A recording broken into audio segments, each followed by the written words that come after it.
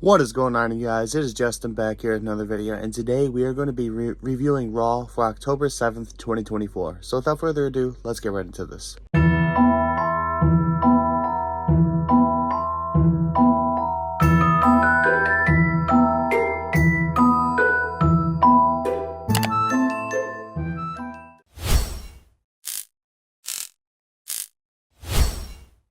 Alright, you guys, like I said in the intro, today we are going to be reviewing Raw from October 7th, 2024. So without further ado, let's get right into this. We started off the show with CM Punk starting off saying that after the Hell in a Cell match on Saturday, he's going to take some time off because he doesn't feel like he can compete. But he says he'll be back. He doesn't know when, though. And then he gets interrupted by Seth Rollins, who walks out to the ring. He says, CM Punk, get better so that when you come back, I can retire your ass once and for all. Then he calls out Bronson Reed, and he says, you wanted people to know your name, big boy. Well, 6 tsunamis later, and I finally know your name, so do the rest of these people. So he says, Bronson Reed can make a match when he wants, where he wants. Only thing is, Seth Rollins knows he's coming now. Continuing on, we had Jey Uso versus Xavier Woods for the first match of the night. This match was actually really good. All in all, Jey Uso came out on top. After that, Braun Breaker came in. He attacked Jey Uso. Kofi Kingston went in to help. Xavier Woods didn't want to help. And after that, Braun Breaker also speared Xavier Woods and Kofi Kingston as well. So it looks like Braun Breaker is not a face. He's still a heel, which I'm happy about. I liked Braun Breaker as a heel. He's a good heel, but I hope that they don't make Jay's title reign so short like they did with Braun's. So hopefully Jay keeps that title. Continuing on, we had a backstage segment with The Miz, and we could see that the Wyatt Six are either coming after The Miz or Karrion Kross in the Final Testament. My guess is it's probably The Miz because he betrayed R-Truth. So it'll be very interesting to see what goes on, because we do know that The Miz and Bray Wyatt did have history. SmackDown 2019, Miz versus Bray Wyatt. Bray went into The Miz's house. Well, he didn't go to The Miz's house, but, they did that segment where all the Firefly Funhouse puppets were in his daughter's crib. So yeah, very, very interesting. We then had a backstage segment with Cody Rhodes. I thought that they were going to talk about what happened on Saturday about how Kevin Owens attacked him, but he said he's just here to find out how to win the Crown Jewel Championship, which was kind of lame, but yeah. Continuing on, we had Sheamus versus Pete, which is not my name, Dunne, and I believe it was a Donnybrook match, which is basically just a short way of saying a no disqualification match, well, a fancy way, I guess, and Sheamus came out on top.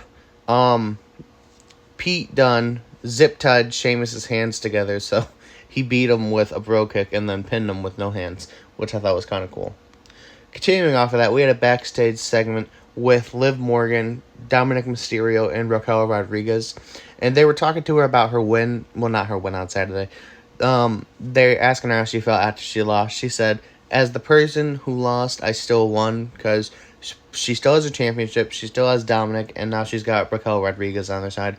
It's still up in the air if Raquel is a part of the Judgment Day, but, she's dressing in all black now. I'm just going to take a wild swing and say she is part of it. If not, then I guess she's not.